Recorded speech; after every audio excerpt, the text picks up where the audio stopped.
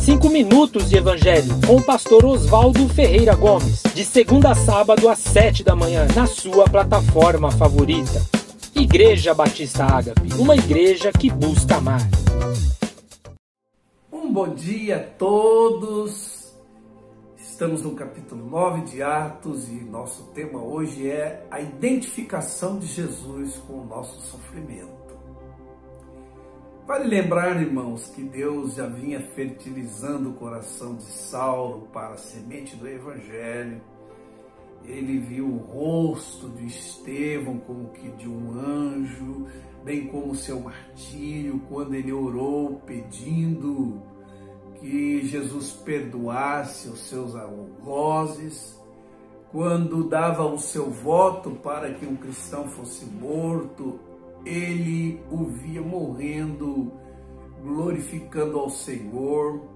Tudo isso, creem os comentaristas, como já disse aos irmãos, foi sensibilizando a consciência de Paulo, e aqui parece que há um arremate na conversão de Paulo, que, como diz o verso 4, caindo em terra, ouviu a voz que lhe dizia: Saulo, Saulo, eu sou Jesus a quem tu persegues. Que maravilha, irmãos! É um encontro desse. E me impressiona a forma como Jesus se identifica com aqueles que são perseguidos por seguirem-no com radicalidade e coerência, como era o caso dos irmãos ali em Damasco. Paulo estava perseguindo pessoas que ele considerava parte de uma seita chamada Os do Caminho. E a identificação, a empatia que Jesus tinha com esse povo ali, o corpo de Cristo, já um organismo vivo, nascente ali, era tanta e tamanha que perseguir seus discípulos, os membros do seu corpo, era perseguir o próprio Jesus. Interessante, Jesus não pergunta assim: Saulo, Saulo, por que persegues a minha igreja? Por que persegues Estevão? Por que persegues os irmãos de Damasco, os convertidos de Damasco? Não. Ele pergunta: por que tu me persegues? Imagine Jesus se identificando como tal: eu sou Jesus, e dizendo: você está me perseguindo. Veja que ligação estreita há entre Jesus e seu corpo, como diz Paulo. Isso por si só deveria trazer um enorme consolo ao nosso coração, e pensar que toda vez que estamos sofrendo ou sendo perseguidos por fazermos o bem, ou padecendo como cristãos por amor a Jesus, o próprio Jesus se sente perseguido e padece conosco. Ou seja, perseguir um discípulo genuíno de Jesus é perseguir o próprio Jesus. Isso é muito forte, irmãos.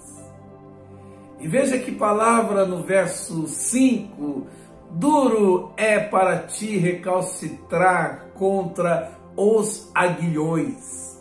Esse era um provérbio grego clássico, em geral aplicado a todo esforço inútil. Paulo, você se esforçou inutilmente. Porque o que era o aguilhão? Era uma lança pontiaguda que, quanto mais o animal dava coice ou se rebelava, mas ele se feria naquela lança. Ela ficava fixa ali e ele tinha esse estímulo negativo, como diz a psicologia, não é? Então, quando Deus está no encalço de uma pessoa para salvá-la, quanto mais ela resiste, mais ela adia o sofrimento de uma vida sem Deus. Então, ao perceber Deus no seu encalço, não lute contra Ele. Ao contrário, renda-se a Ele, porque a vontade dEle para você é boa, é agradável, é perfeita. Digo isso, irmãos, Porque quanta vez, por ignorância espiritual, por falta de revelação na palavra, a pessoa continua num caminho equivocado, de forma obstinada, de tal forma que quanto mais se rebela contra Jesus, mais se machuca na vida. Era o que estava acontecendo com Paulo ao perseguir os cristãos, perseguia Jesus e assim recalcitrava contra os aguilhões, Por isso, queridos, era uma luta inglória em que Paulo se feria desnecessariamente. Então precisamos pedir a Deus um coração maleável, ensinável, exortável, um coração de carne, sensível, inclinado ao Senhor, para seguirmos o fluxo da sua vontade, que é boa, agradável e perfeita para nós. E assim, livres da obstinação, fazendo cessão da nossa vontade à vontade de Deus para a nossa vida, dando sempre razão a Ele, respondendo com amor aos seus propósitos para a nossa vida, seremos de fato abençoados e livres dos aguilhões que nos ferem. Vamos orar, queridos. Senhor Deus, em primeiro lugar, queremos te agradecer porque nosso sofrimento por fazer o bem, por te amar, por amar a Jesus, não passa despercebido a ti. Ao contrário, Jesus participa do nosso sofrimento e, como nesse caso dos irmãos da Macedônia, ele converte o perseguidor para que some fileira com os seus discípulos.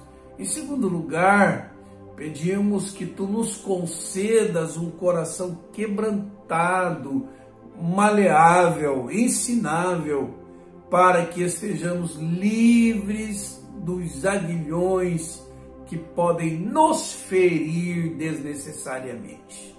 Pedimos isso em nome de Jesus e para a glória dele. Amém. Deus abençoe seu dia em nome de Jesus.